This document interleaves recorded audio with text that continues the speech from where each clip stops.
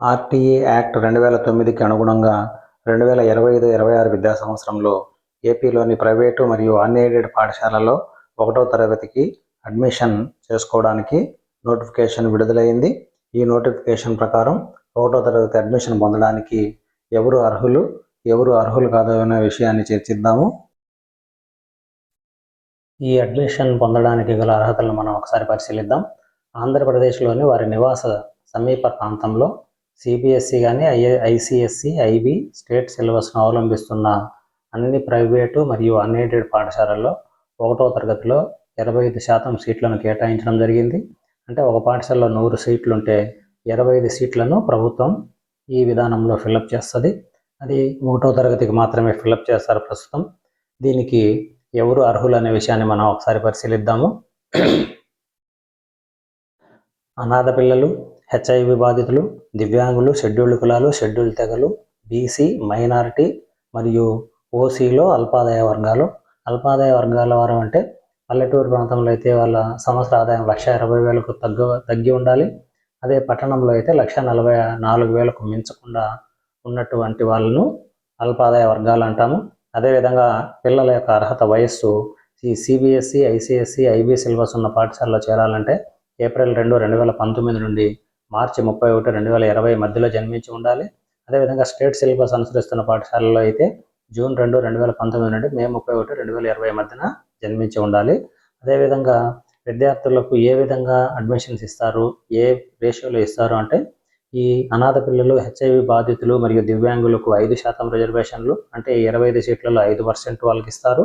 అదేవిధంగా షెడ్యూల్డ్ కులాలకు 10%, అలాగే షెడ్యూల్డ్ తెగలు అంటే ఎస్టీలకు 4%, బలహీన వర్గాలు బీసీ, మైనారిటీ, ఓసీ వారికి 6%, మొత్తం 25% రిజర్వేషన్ చొప్పున వీళ్లకు సీట్లు కేటాయింపు చేయడం జరుగుతుంది.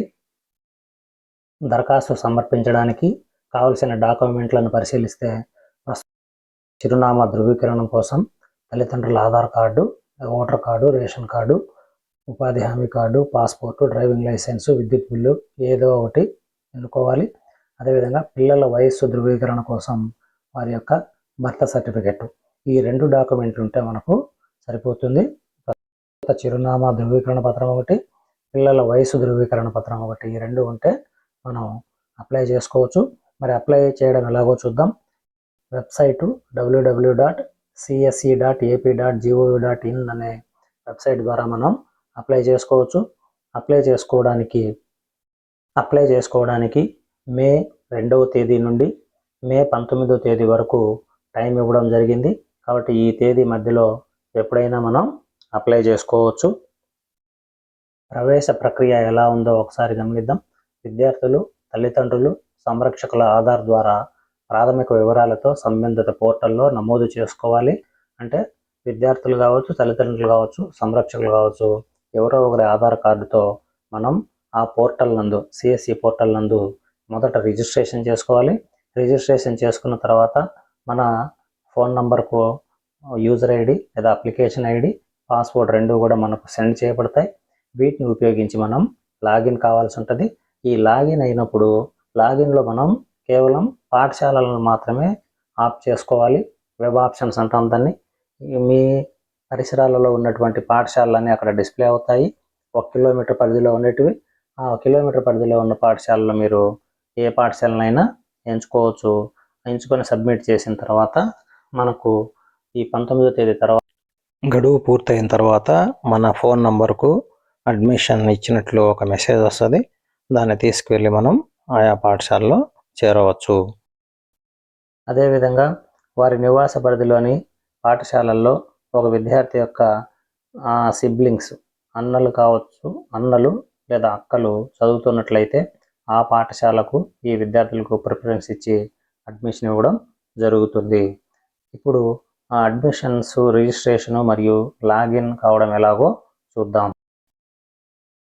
గూగుల్ ఓపెన్ చేసి సిఎస్సి సైట్ csc.ap.gov.in టైప్ చేస్తే మనం సిఎస్సి సైట్లోకి ఎంటర్ అవుతాము. అక్కడ మనకు ఈ విధంగా సిఎస్సి వారి సైట్ కనిపిస్తుంది. ఇందులో టాప్ పైన ఆప్షన్స్ ఉంటాయి. అందులో ఆర్టీఈ 12(1)C అని ఉంది. దాన్ని క్లిక్ చేస్తే ఈ విధంగా ఇంటర్ఫేస్ వస్తుంది. ఇందులో చివరిలో క్లిక్ హియర్ టు అప్లై పైన క్లిక్ చేస్తే మనం లాగిన్ ఫామ్లోకి వెళ్ళిపోతాం. ఇక్కడ రిజిస్ట్రేషన్ మరియు లాగిన్ 2 ఆప్షన్లు ఉన్నాయి. మొదట రిజిస్ట్రేషన్ చేసుకోవాలి. ఈ రిజిస్ట్రేషన్ చేసుకోవడానికి మన ఆధార్ కార్డు కానీ విద్యార్థి యొక్క ఆధార్ కార్డు కానీ సరిపోతుంది. మొదట రిజిస్ట్రేషన్ చేసుకోవడం ఎలాగో చూద్దాం. మొదటి ఆప్షన్ విద్యార్థి యొక్క ఆధార్ కార్డు ఉన్నట్లయితే ఆ ఆప్షన్ తీసుకోవాలి. ఒకవేళ లేకపోతే నెక్స్ట్ ఆప్షన్లోకి పోవాలి. విద్యార్థి ఆధార్ నెంబర్ని ఇక్కడ ఎంటర్ చేసి పైన క్లిక్ చేస్తే ఆధార్ కార్డులో ఉన్నటువంటి పేరు, అతని ఆధార్ నెంబరు, అడ్రస్ అంతా ఇక్కడ డిఫాల్ట్గా వచ్చేస్తాయి. మనం డేట్ ఆఫ్ బర్త్ ఇవ్వాల్సి ఉంటుంది. అదేవిధంగా మెయిల్ ఐడి ఉంటే మెయిల్ ఐడి వాడు, లేకపోతే అవసరం లేదు. ఇవన్నీ డిఫాల్ట్గా వచ్చేస్తాయి. డిస్ట్రిక్టు, మండలు, సెక్రటరేటు, తర్వాత హౌస్ నెంబర్, అవన్నీ పిన్ కోడ్ ఇవ్వాలి. తర్వాత మన మొబైల్ నెంబర్ ఇవ్వాలి. తర్వాత రేషన్ కార్డ్ నెంబర్. ఈ స్టార్ మార్క్ ఉండేటివన్నీ ఖచ్చితంగా ఎంటర్ చేయాలి. స్టార్ మార్క్ లేనివి ఎంటర్ చేయాల్సిన అవసరం లేదు. అక్కడ రేషన్ కార్డుకు స్టార్ మార్క్ లేదు కాబట్టి అది ఇవ్వాల్సిన పని లేదు.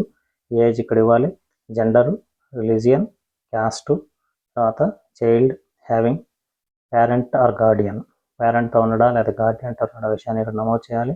ఒకవేళ గార్డియన్తో ఉన్నట్లయితే గార్డియన్ యొక్క డీటెయిల్స్ ఇవ్వాలి. అతని పేరు, అతని ఆధార్ నెంబర్ ఇవ్వాలి. అదేవిధంగా మీరు ఎంపిక చేసుకునే పాఠశాలలో మీ సిబ్లింగ్స్, మీ అన్నలు కానీ అక్కలు కానీ ఎవరైనా ఉన్నారనే విషయాన్ని ఇక్కడ నమోదు చేయాలి. అదేవిధంగా డిసడ్వాంటేజ్ గ్రూప్స్ అయితే ఇక్కడ ఆప్షన్ చేయాలి. అంటే ఆర్ఫన్స్ కావచ్చు, ఫిజికల్ హ్యాండిక్యాప్డ్ కావచ్చు, హెచ్ఐవి ఆర్ ఎయిడ్స్తో బాధపడే విద్యార్థులు, వాళ్ళకు సపరేట్ రిజర్వేషన్ ఉంది కాబట్టి ఆప్షన్ తీసుకోవాలి. అదేవిధంగా చైల్డ్ వాళ్ళ పేరెంట్స్తో నివసిస్తున్నట్టయితే ఆధార్ నెంబర్ ఇవ్వాలి. మనం అక్కడ ముందర చైల్డ్ ఐడి, చైల్డ్ ఆధార్ కానీ ఇస్తే ఇక్కడ పేరెంట్ ఆధార్ అడ్రస్ కోసం ఇవ్వాలి. అక్కడ పేరెంట్ ఆధార్ ఇచ్చింటే ఇక్కడ ఆప్షన్ ఎనేబుల్ అవ్వదు, అదే సరిపోతుంది.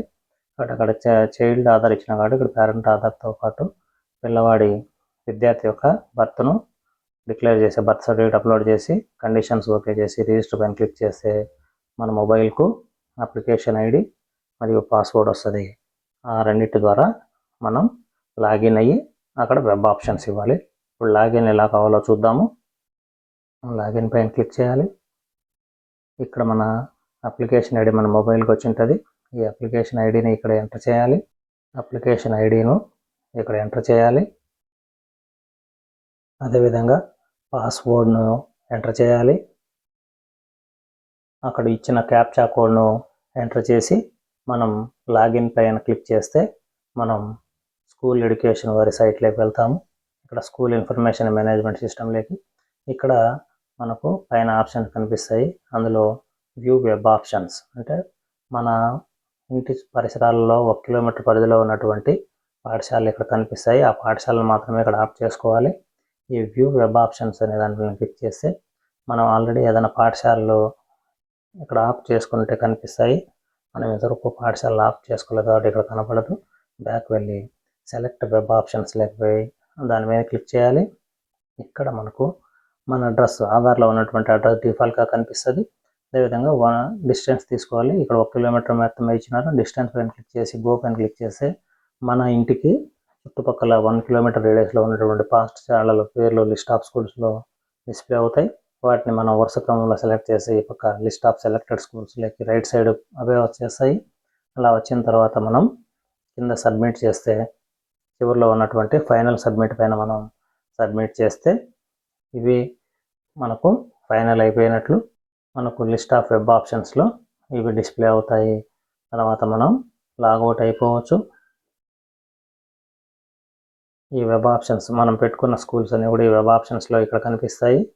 ప్రస్తుతం మనం ఏం పెట్టలేదు ఇక్కడ కనపడలేదు. దాని తర్వాత లాగౌట్ అయిపోతే వాళ్ళు ఈ నెల 19 తర్వాత వీళ్ళకు లాటరీ వెతుకుతారు. ఈ లాటరీలో మనకు గన సీట్ కేటాయించబడితే మన మొబైల్కు కన్ఫర్మేషన్ వస్తుంది.